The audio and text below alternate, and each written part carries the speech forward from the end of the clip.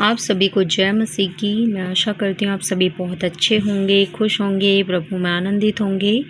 तो आइए आज के वचन की ओर चलेंगे और हम पढ़ेंगे याकूब की पत्री और उसका दूसरा अध्याय और उसका हम 14 आयत से पढ़ना शुरू करेंगे। लिखा है, देखिए हम पहले हेडिंग पढ़ेंगे। लिखा है विश्वास और कर्म। विश्वास और कर्म के बारे में जानेंगे कि बाइबल क्या कहती है। लिखा है, हे मेरे भाइयों, यदि कोई कहे कि मुझे विश्वास है पर वह कर्म ना करता हो तो इससे क्या लाभ।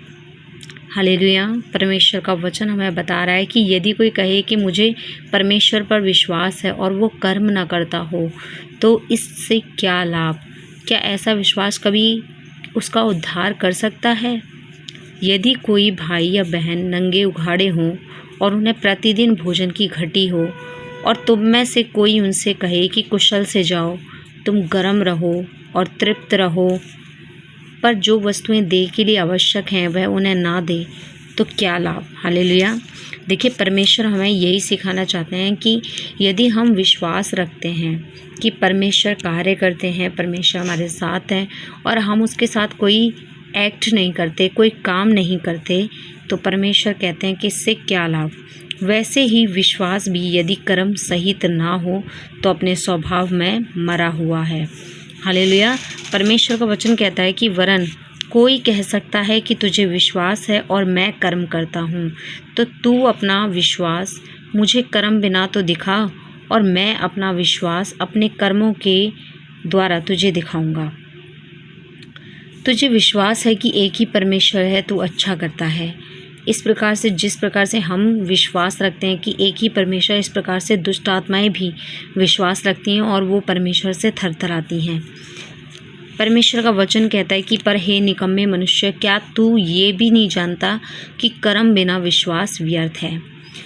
ठीक है। परमेश्वर एग्जाम्पल देकर यहाँ पर सिखाते हैं हमें कि जब हमारे पिता अब्राहम ने हमें पुत्र इसहाक को वेदी पर चढ़ाया, अपने पुत्र इसहाक को वेदी पर चढ़ाया, तो क्या वह कर्मों से धार्मिक ना ठहरा था।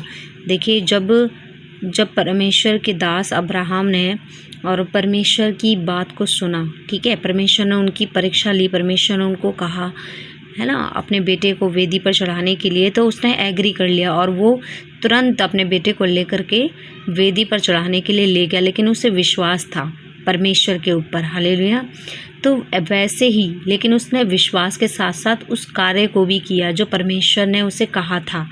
तो जब विश्वास और कर्म दोनों ने मिलकर के काम किया तो ये उसके लिए उद्धार को प्रकट किया उसने।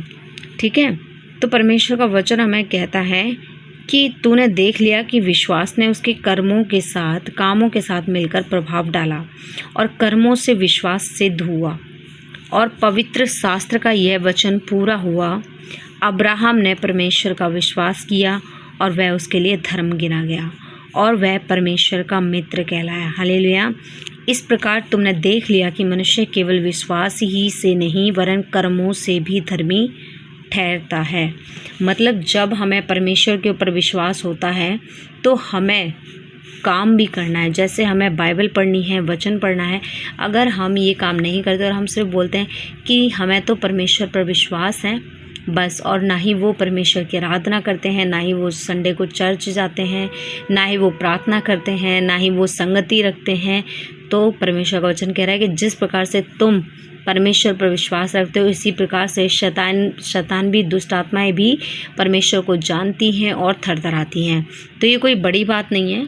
तो आप विश्वास और कर्म इन दोनों को साथ लेकर के चलें और परमेश्वर से उद्धार को पाएं। हालेलुया। सभी को जय मसीह की। धन्यवाद।